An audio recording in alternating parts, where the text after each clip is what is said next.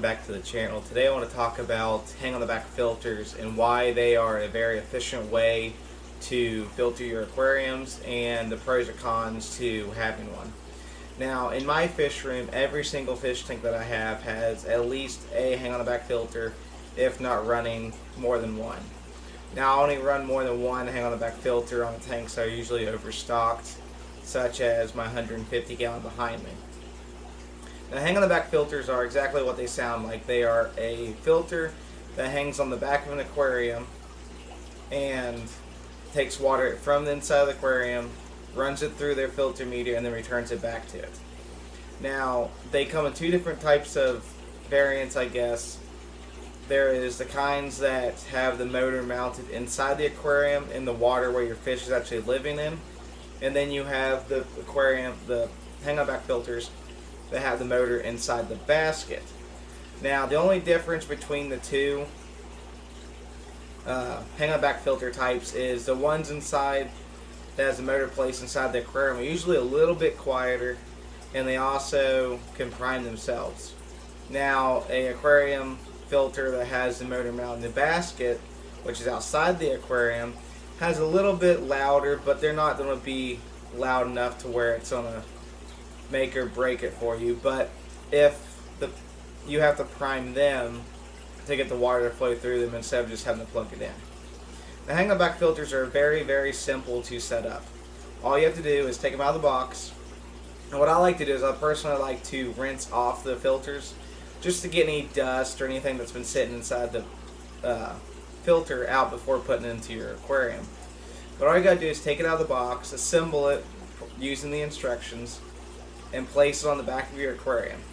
Now if you're running a hang on the back filter that has the motor mounted inside your aquarium, then all you have to do is plug it into the wall, put your media in, and you're set. The water's already going to be flowing through. Now if you have the ones where the motor sits on the outside of your aquarium, you want to do before you plug it up is to fill it up with water, because you want to fill up the basket of water so the motor doesn't have any air getting into it. And you just got to keep filling it up until it creates its own suction, and then once it starts flowing water, then you don't have to do anything else, and then you can add your media. Now hang on the back filters are very good as a beginner filter because one, they can move a lot of water. You can get an aquarium hang on the back filter for basically any size aquarium that you have.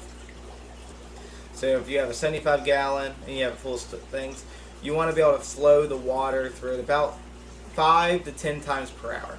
So you want to base your aquarium filter needs off of what your aquarium size is in your stocking. But also, the ease of maintenance makes a very good beginner filter. All you have to do is, usually most of them come with a cartridge. Now I don't have any because I don't run the filter cartridges in my hang on back filters. I'll do a video on that in the future because I hot rodded mine and use sponges. But when you have a hang on back filter, they usually come with cartridges that you can change, that you can buy.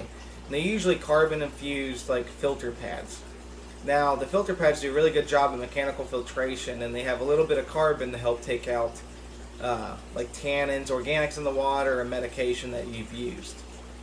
And usually filters have more than one method of filtration. They usually have a mechanical filtration, then you have a biological filtration, then you got chemical filtration.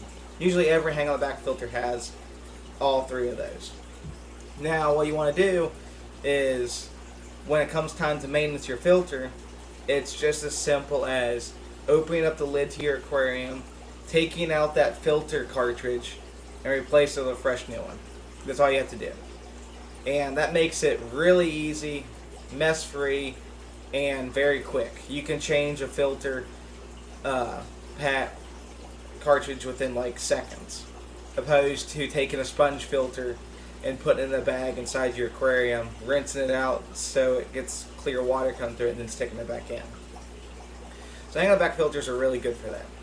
Now when buying an aquarium filter, you want to decide on one, the type that you want. Like I said, do you want the motor inside the aquarium or do you want it on the outside? Now during a power outage, when the power goes out and it cuts power to your filter and all your water drains out, when the power comes back on, the aquariums, the filters that have the motor inside the aquarium will restart automatically and they'll start flowing the water again.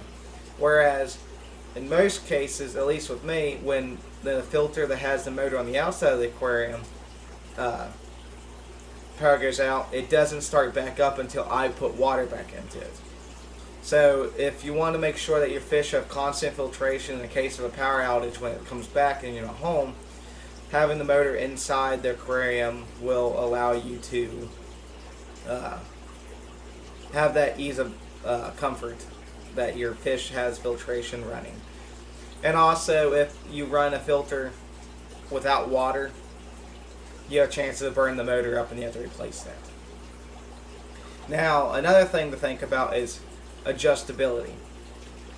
How much adjustability and flow do you have with your filter?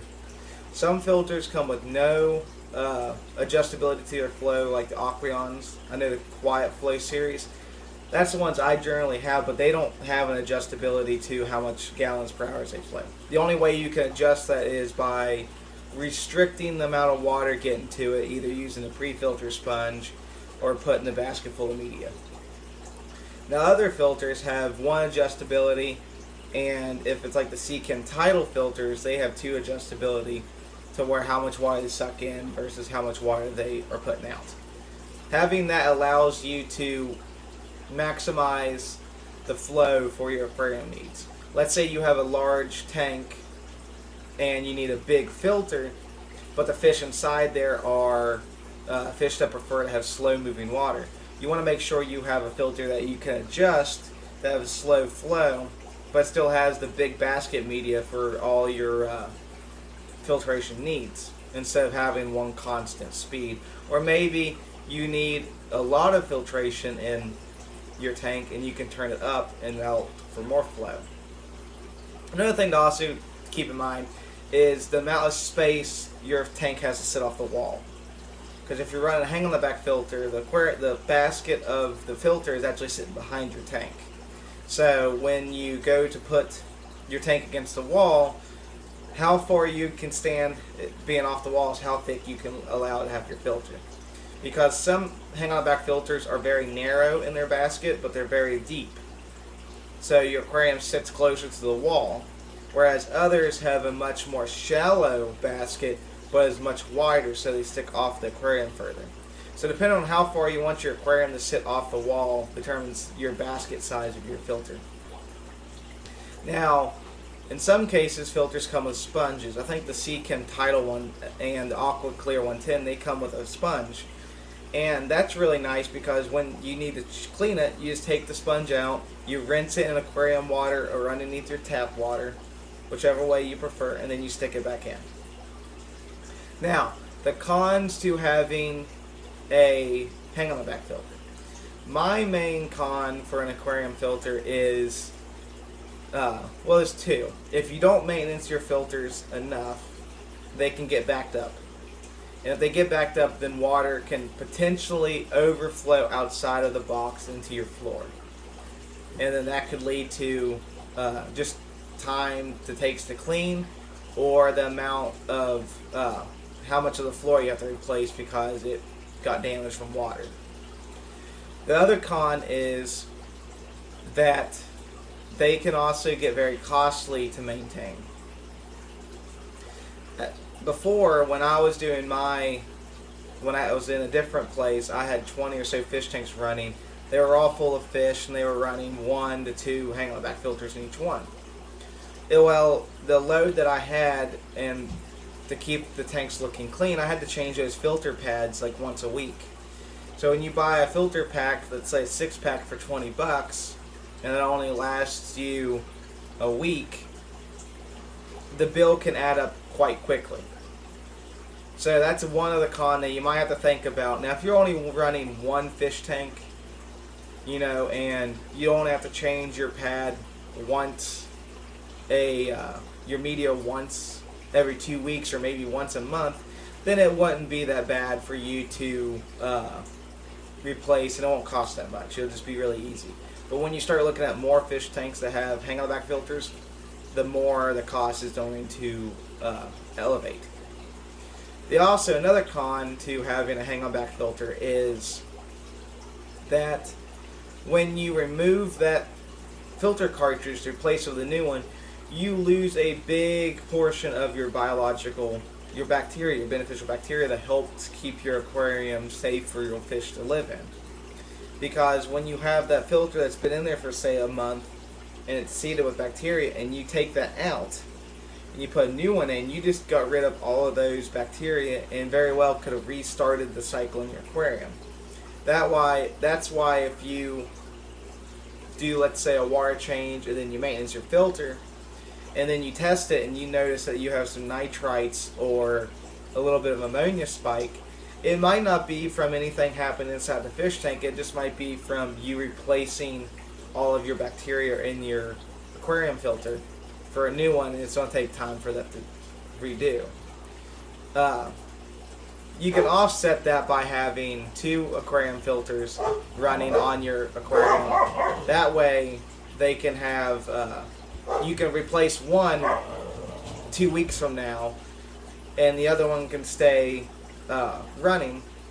That way the aquarium filter that you replaced has time to get beneficial bacteria build up on it before you replace the other one. That way you can kind of offset getting rid of all your bacteria and not having to restart your cycle. But the pros of having a very efficient filter, one that's very easy to clean, one that's really simple to use, it's usually mess free, those pros are kind of outweigh the cons of having a hang on the back filter. And another thing is, aquarium filters that are hang on the backs, they are pretty affordable. You can usually get a very big one. I think you can get like a 110 Tidal for like $75. So they're pretty cheap, so you can get a big filter for your fish tank needs. Anyway guys, I hope you guys enjoy this video. I'll be doing more updates on hang on back filters and other things inside the fish room. So I hope you guys enjoyed this.